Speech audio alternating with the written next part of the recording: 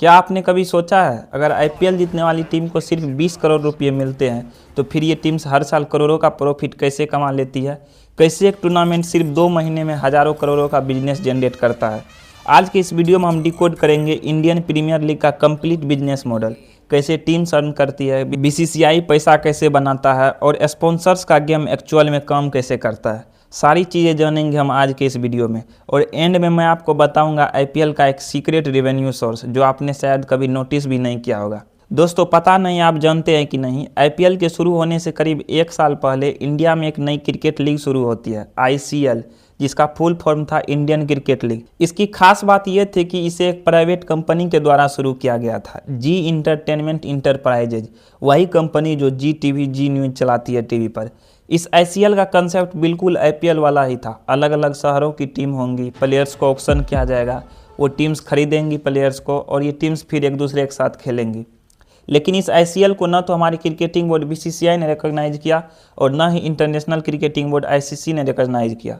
In fact ये दोनों बहुत नाराज़ थे ये देखकर कि बहुत सारे प्लेयर्स इस आईसीएल में खेलने जा रहे थे। प्लेयर्स को इस आईसीएल में खेलने से रोकने के लिए बीसीसीआई ने अपने डोमेस्टिक टूर्नामेंट्स में सैलरीज बढ़ा दी प्लेयर्स की और ये कहा कि जो प्लेयर्स जाकर आईसीएल में खेलेंगे हम उनको लाइफ टाइम बैन कर देंगे अपने और टूर्नामेंट से। बीसीसीआई नहीं चाहता था कि कोई ऐसी क्रिकेट लीग चले इंडिया में जो उनके खुद के कंट्रोल से बाहर हो। सितंबर 2007 में बीसीसीआई ने अपना खुद का एक टूर्नामेंट अनाउंस किया, इंडियन प्रीमियर लीग नाम से, आईपीएल। उस वक्त बीसीसीआई के वाइस प्रेसिडेंट थे ललित मोदी, जिनके अंदर ये पूरा टूर्नामेंट ऑर्गेनाइज कराया जा रहा था। उन्होंने कहा कि उन्होंने आईसीएल से कोई इंस्पिरेशन नहीं ली है, उन्हें यह आइडिया काफ़ी समय पहले से आ रहा था। ये आइडिया इससे पहले फुटबॉल और बास्केटबॉल में काफ़ी पॉपुलर रहा था। इंग्लिश प्रीमियर लीग ईपीएल जो फुटबॉल का टूर्नामेंट है और एनबीए यूएसए जो बास्केटबॉल का है। अप्रैल 2008 में पहला सीजन खेला गया आईपीएल का और जो रेस्ट्रिक्शंस प्लेयर के ऊपर लगाई गई थी कि वो आईसीएल में न खेले, उसकी वजह से धीरे धीरे मृत्यु हो गई आईसीएल टूर्नामेंट की। 2009 में आखिरी सीजन खेला गया आईसीएल का। ये जानना इसलिए ज़रूरी है क्योंकि आईपीएल का अगर बिजनेस मॉडल समझना है तो ये समझना होगा कि बीसीसीआई इस बिजनेस मॉडल के सेंटर में बैठा है। आईपीएल की गवर्निंग बॉडी आज के दिन बीसीसीआई है। अगर आईसीएल टूर्नामेंट चल गया होता तो गवर्निंग बॉडी आज के दिन ये जी इंटरटेनमेंट वाली कंपनी होती। अब ऐसा नहीं है कि बीसीसीआई एक प्राइवेट कंपनी नहीं है, बीसीसीआई को भी एक प्राइवेट एंटिटी माना जाता है। ये एक बड़ा इंटरेस्टिंग फैक्ट है। बहुत से लोगों को लगता है कि बीसीसीआई सरकारी एजेंसी है, लेकिन सरकार का डायरेक्टली कोई कंट्रोल नहीं है बीसीसीआई के ऊपर। बस बात यह है कि क्योंकि इंटरनेशनल क्रिकेट काउंसिल आईसीसी मानता है कि बीसीसीआई इकलौती रिप्रेजेंटेटिव है इंडिया में क्रिकेट के लिए, इसी रीजन से बीसीसीआई यहाँ पे इंडिया में क्रिकेट को हेड करता है। अगर किसी दिन आईसीसी ने बीसीसीआई को रिकॉग्नाइज करना बंद कर दिया तो फिर बीसीसीआई को अथॉरिटी नहीं कंसीडर किया जाएगा इंडिया में क्रिकेट की। एनीवेज, हम इतना समझ गए कि आईपीएल को कंडक्ट करवाने की रिस्पॉन्सिबिलिटी है बीसीसीआई के पास।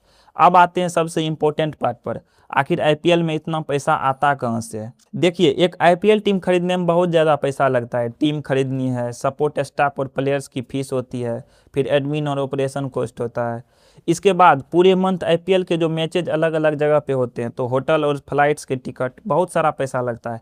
उसके बाद भी जो पैसा टीम कमाती है उसका 20% बीसीसीआई को देना होता है। इतना पैसा लगाने के बाद भी सिर्फ 20 करोड़ जीतने वाली टीम को मिलता है। तो आईपीएल का जो बिजनेस मॉडल है वो काफ़ी अलग है।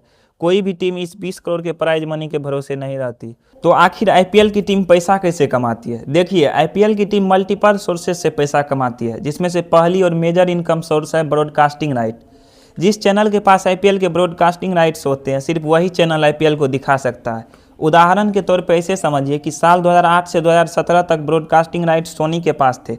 उस टाइम पे अगर आपको आईपीएल देखना था तो आप सोनी पे ही देख सकते थे। इस चीज़ के लिए 10 साल के लिए सोनी ने 8,200 करोड़ रुपये दिए थे, हर सीजन ऑलमोस्ट 820 करोड़ रुपये। उसके बाद बिडिंग हुई। एक्चुअली होता यह है कि बीसीसीआई हर कुछ सालों में इस ब्रॉडकास्टिंग राइट्स को ऑक्शन करती है और इस ब्रॉडकास्टिंग राइट्स को एक्वायर करने के लिए देश के जो बड़े ब्रॉडकास्टिंग जाइंट्स है, जैसे डिज्नी हॉटस्टार, जिसे पहले स्टार इंडिया के नाम से जाना जाता था, वाईकॉम 18 जो कि रिलायंस बैक्ड है, जियो सिनेमा स्ट्रीमिंग प्लेटफॉर्म इसी कंपनी के अंदर आती है। उसके बाद आप और भी प्लेयर्स देखेंगे जैसे कि अमेजॉन प्राइम हो गया, जी इंटरटेनमेंट हो गया, ये सारे आपस में कम्पीट कर रहे होते हैं। ये सभी मीडिया हाउसेस या स्ट्रीमिंग प्लेटफॉर्म एक एक ऑफर प्रपोज करते हैं, जिसका प्रपोज्ड ऑफर सबसे बड़ा होता है वो ब्रॉडकास्टिंग राइट्स जीत जाता है और उसे अधिकार मिलता है पूरे देश को आईपीएल दिखाने का।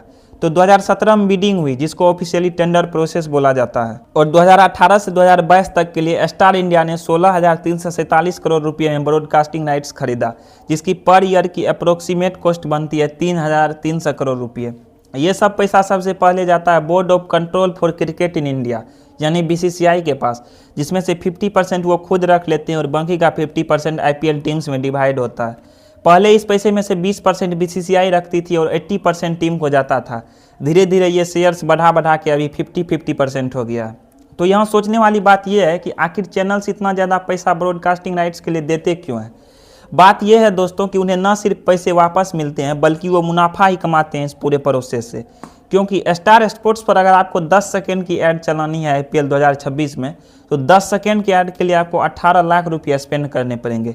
ये स्टार स्पोर्ट्स का प्राइस है अगर आप ऐड चलवाना चाहते हैं मैच के बीच में, ओवर जब ख़त्म हो जाता है, जब बीच में एड्स आती है उनके लिए।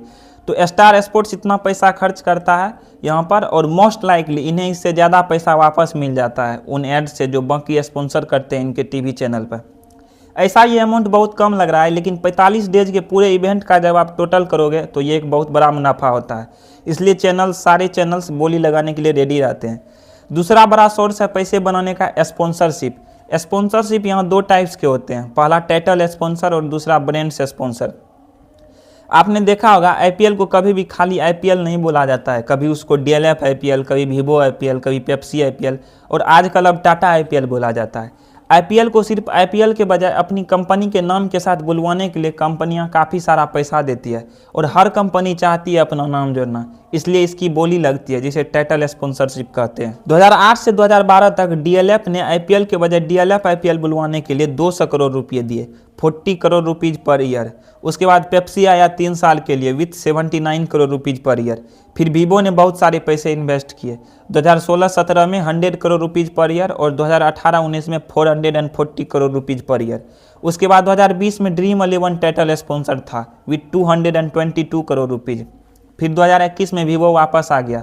2020 में Vivo ने विड्रॉ कर लिया था as a title sponsor because of India China tensions, और ये एक चाइनीज कंपनी थी, इसलिए 2020 में ड्रीम 11 आया था स्पॉन्सर करने के लिए। लेकिन उसके बाद Vivo वापस आ गया विथ 440 करोड़। इसका जो भी रेवेन्यू आता है 50% BCCI रखती है और 50% टीम्स में डिवाइड हो जाता है। अब इसके अलावा होते हैं IPL के ऑफिशियल स्पॉन्सर, कुछ ब्रांड्स जो IPL के अलग अलग चीज़ों को स्पॉन्सर करते हैं, जैसे कि सीएट टायर्स ने जो स्ट्रेटेजी ब्रेक है उसे स्पॉन्सर कर रखा है। सीएट ने IPL के स्ट्रेटेजिक टाइम आउट राइट्स के लिए लगभग 240 करोड़ रुपये का डील साइन किया 5 साल के लिए, मतलब 40-45 करोड़ हर साल, सिर्फ इसलिए कि जब मैच रुके तो उनका नाम आया। और सबसे शॉकिंग बात यह है कि ये डील हर बार महंगी होती जा रही है। फिर एक है रुपये on the go 4 of the match. इस स्पॉन्सरशिप के लिए रुपये का 210 करोड़ का डील हुआ BCCI के साथ 3 साल के लिए, 70 करोड़ रुपीज़ पर ईयर। इसके अलावा हर IPL टीम के अपने स्पॉन्सर्स भी होते हैं, जैसे जर्सी स्पॉन्सर, हेलमेट स्पॉन्सर और ऑफिशियल पार्टनर्स। जैसे रॉयल चैलेंजर्स बेंगलोर की टीम ने स्पॉन्सर किया है कतर एयरवेज और पूमा जैसे ब्रांड्स को। चेन्नई सुपर किंग्स ने स्पॉन्सर किया है TVS टायर्स और गल्फ ऑयल जैसे ब्रांड्स को। यह स्पॉन्सरशिप IPL सेंट्रल डील से अलग होती है। इसके बाद टीम के ओनर अपने टीम के प्लेयर से दूसरे कंपनियों के भी ऐड करवाते हैं। जो भी ऐड टीम की जर्सी पहनकर प्लेयर करते हैं उसका पैसा उस टीम के ओनर के पास जाता है। इसके साथ साथ हर टीम ओनर के खुद के ब्रांड प्रमोशन भी होते हैं, वो प्लेयर से ही करवा लेते हैं अपने टीम के। इसके अलावा स्टेडियम्स में जब आप मैच देखने जाते हो तो टिकट खरीदते हो मैच देखने के लिए, यहाँ से जो पैसा आता है इसका भी 80% जाता है IPL टीम के पास। स्पेसिफिकली अगर कहा जाए तो जिस स्टेडियम में मैच होता है उसकी होम टीम के पास 80% रेवेन्यू जाता है। जैसे कि चेपोक स्टेडियम में अगर मैच हो रहा है तो 80% टिकट का पैसा जाएगा चेन्नई सुपर किंग्स टीम के पास, बाकी 20% पैसा जाता है होम स्टेट क्रिकेट एसोसिएशन के पास। हर टीम कम से कम 7 होम मैचेस जरूर खेलती है, तो हर टीम को अपॉर्चुनिटी मिलती है इस जरिए से भी पैसा कमाने का। हालांकि इतना ज़्यादा पैसा नहीं आता है टिकट बेच के डायरेक्टली। एस्टिमेट किया गया है कि सिर्फ 6 करोड़ रुपये पर मैच कमाए जाते हैं स्टेडियम टिकट सेल से। हालांकि जो खाने का होता है और बेवरेजेज का जो प्राइस होता है वो और ज़्यादा होता है, तो वहाँ से थोड़ा और रेवेन्यू आ जाता है। इसको छोड़कर मर्चेंडाइजिंग भी एक कमाई का जरिया है IPL टीम्स के लिए। टीम के नाम की टी-शर्ट, बैग्स, किट्स, कप्स और अलग अलग प्रोडक्ट्स ऑल ओवर इंडिया में बिकते हैं। इसका सारा पैसा डायरेक्टली टीम के ओनर को जाता है। और फिर फाइनली एंड में रहा प्राइज मनी, 20 करोड़ रुपये का इनाम, जो भी टीम इस सीजन में IPL को जीतेगी उसके लिए। इसके अलावा जो रनर अप टीम होगी, जो फाइनल हारेगी, उन्हें भी 13 करोड़ रुपये मिलेंगे। जो टीम क्वालिफायर 2 मैच हारेगी उन्हें 7 करोड़ रुपये मिलेंगे, और जो टीम एलिमिनेटर मैच हारेगी उन्हें 6.5 करोड़ रुपये मिलेंगे। ये जो प्राइज मनी है इसका आधा पैसा टीम ओनर रखता है, और बाकी का जो आधा पैसा होता है वो प्लेयर्स में डिवाइड हो जाता है। भले ही कई अरेंजमेंट में बीसीसीआई रेवेन्यू में हिस्सेदारी रखता है, लेकिन उसके बाद भी फाइनल जो एक टीम कमाती है उसका 20% उसको बीसीसीआई को देना होता है। लेकिन फिर भी आपने देखा होगा कि आईपीएल टीम के ओनर्स बहुत दिल से चाहते हैं कि उनकी टीम जीत जाए। वो इसलिए क्योंकि अगर वो आईपीएल जीतेंगे तो उनकी टीम की पब्लिसिटी होगी, ज़्यादा लोग उनकी टीम को जानेंगे, उनकी टीम को सपोर्ट करेंगे, ज़्यादा लोग उनकी टीम के मैचेस देखेंगे। जब जनता की तरफ से इतना ज़्यादा पॉजिटिव फीडबैक मिलेगा, ज़्यादा व्यूअरशिप मिलेगी, तो ज़्यादा स्पॉन्सर्स भी आना चाहेंगे उस आईपीएल टीम के पास, ज़्यादा पैसा भी देना चाहेंगे ब्रांड्स उस आईपीएल टीम की जर्सी पर स्पॉन्सर करने के लिए। तो ब्रांड वैल्यू यहाँ पर एक आईपीएल टीम की ज़्यादा इंपॉर्टेंट है बिजनेस मॉडल पर्सपेक्टिव से एक प्राइज मनी। इसके अलावा आईपीएल टीम की ब्रांड वैल्यू तब भी बढ़ जाती है जब कोई फेमस प्लेयर उनके टीम में आता है। जैसे MS Dhoni Chennai super Kings के लिए खेलते हैं, विराट कोहली रॉयल चैलेंजर्स बेंगलोर के लिए, रोहित शर्मा मुंबई इंडियंस के लिए, और KL राहुल दिल्ली कैपिटल्स के लिए। तो कई टीम्स कोशिश करती है कि ज़्यादा से ज़्यादा अच्छे प्लेयर्स को अपनी टीम में लिया जा सके। अक्सर फेमस बॉलीवुड स्टार्स और फेमस बिजनेसमैन भी टीम की ब्रांड वैल्यू बढ़ाते हैं, जैसे कि प्रीति जिंटा और पंजाब किंग्स का ही केस ले लो। तो होता क्या है, कई टीम्स अपने टीम के अंदर स्टेक्स गिव आउट कर देती है ताकि बाकी प्राइवेट कंपनीज खरीद सके। जैसे कि चेन्नई सुपर किंग्स में 6.04% स्टेक है LIC का। राजस्थान रॉयल्स ने 15% स्टेक अपना बेचा था रेडबर्ड कैपिटल पार्टनर्स को। तो कुछ इस तरीके से काम करता है दोस्तों आईपीएल का बिजनेस मॉडल। मिलते हैं अगले वीडियो में बहुत जल्द। बहुत बहुत धन्यवाद।